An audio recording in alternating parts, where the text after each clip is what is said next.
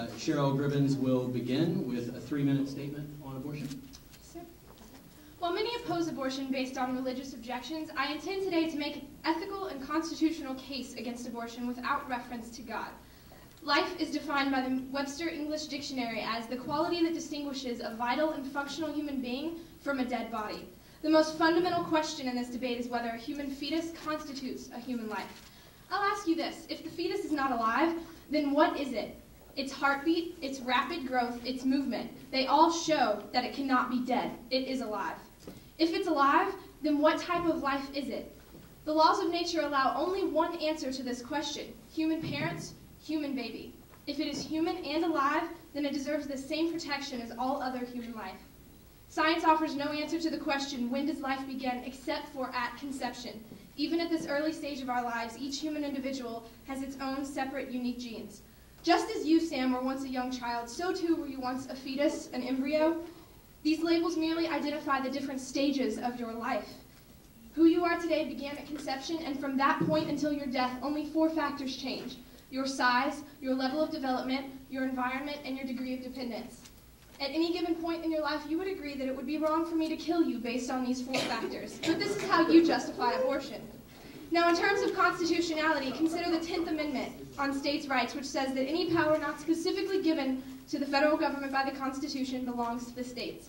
In 1973, the Supreme Court made a decision that took away one of these states' rights.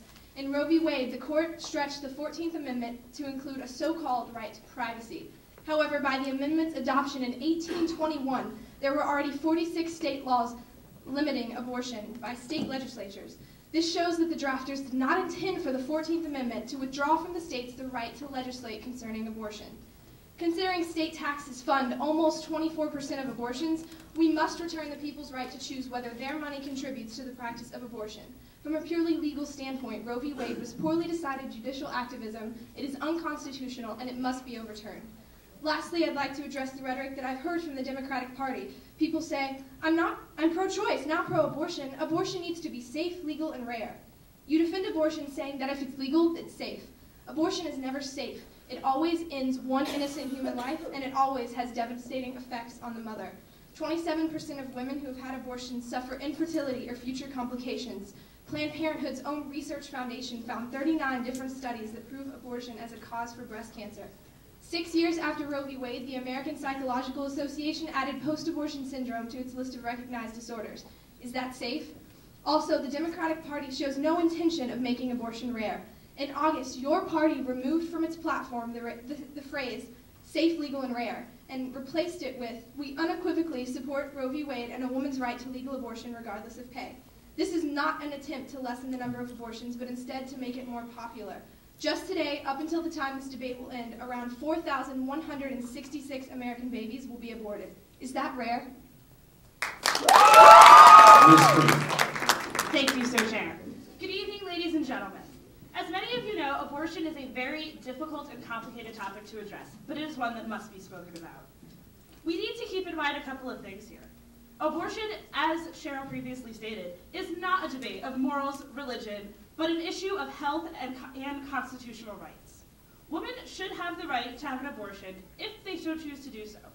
We would rather they have safe medical procedures than seek out rogue alternatives. This is by no means to say that we promote abortions or that we even advocate them or see them as being, in fact, morally correct. We want to see abortions become a rarity in our nation. And true, this may have been struck from our party platform, but this does not mean that we do not still believe in such things. We believe in contraceptive research, family planning, comprehensive family life education, and policies that support healthy childbearing. The illegalization of abortion is not the answer and will ultimately lead for women to seek dangerous and risky alternatives. Our plan involves encouraging supporters on both sides of this issue to unite and support the measures designed to reduce abortion rates. As a necessary evil, however, abortion must be available, but not encouraged. Because let's face it, if abortion is not offered, it will occur anyway, and we would rather it occur in a safe environment than by, clothes hanger. Thank you. You have 90 seconds. She almost made it easy for me, saying that even her party doesn't find abortion morally acceptable. If abortion is made illegal, thousands of women will die from back alley coat hanger abortions. How can you dispute the fact that 97% of abortions that occurred in 1972, a year before Roe v. Wade, were done in hospitals by certified physicians, though it was illegal? Actually, if you would like to give me one specific case in which a woman died from an abortion that was proven to be self-induced by a coat hanger, I would like to look at that, because on record, the only deaths that we can cite from abortion are those that occurred in legally certified places, because we can't find statistics on practices that were illegal done in back alleys. Abortion is not... I'm sorry. Stop. I'll let you. I would like to address what Cheryl said earlier about when life begins. And yes, I do agree with you, life begins at the time of contraception. However, I disagree with you, or the Republicans know that. I disagree with you on when life is viable. Viability means when a human can begin to feel certain things. Now, according to most medical professionals, life becomes viable at 6 months. That does not, so yes, while life has begun at the time of contraception, life is not viable until the 6-month period. Also, Cheryl mentioned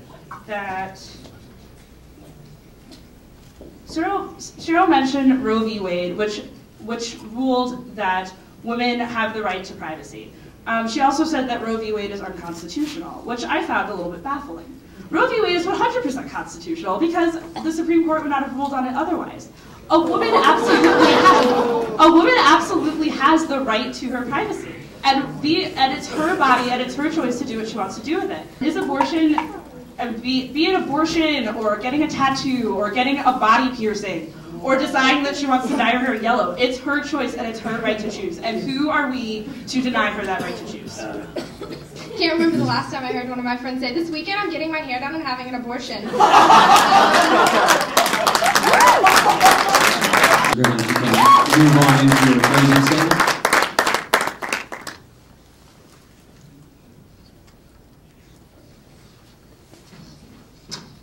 Myself and the other members of my party sympathize with the concerns that an unplanned pregnancy can mean social, financial, and professional stress for a woman.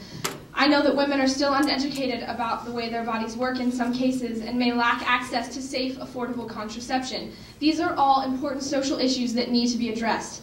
But shouldn't the solution to these inequities be a change in the social structures that cause them?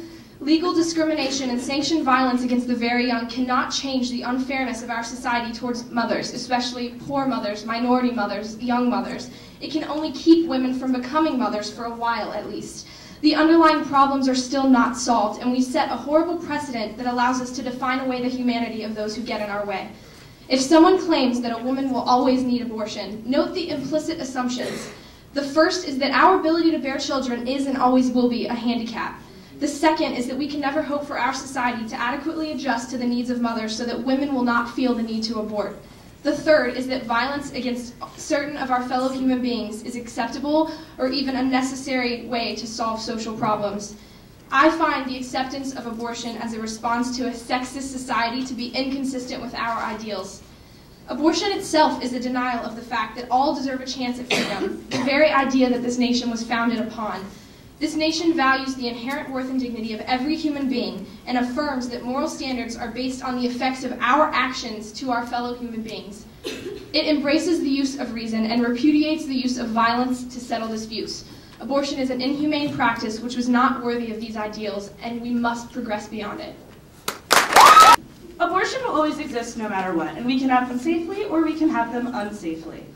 Abortions are also very humane practices. Last time I checked, an abortion was done in a hospital with beds, with an anesthesiologist, and the potential mother being made comfortable. It's not like we were taking her out into a back alleyway and using a coat hanger to do an abortion. So abortions are very safe and very humane. In regards to the life of the unborn child, yes, there is a life there. However, if the life is unwanted, bringing the child into the world will not make the life for the child any better. In fact, studies have shown that mothers who want abortions and don't have them often end up being abusive toward their children and not being good mothers. So, I mean,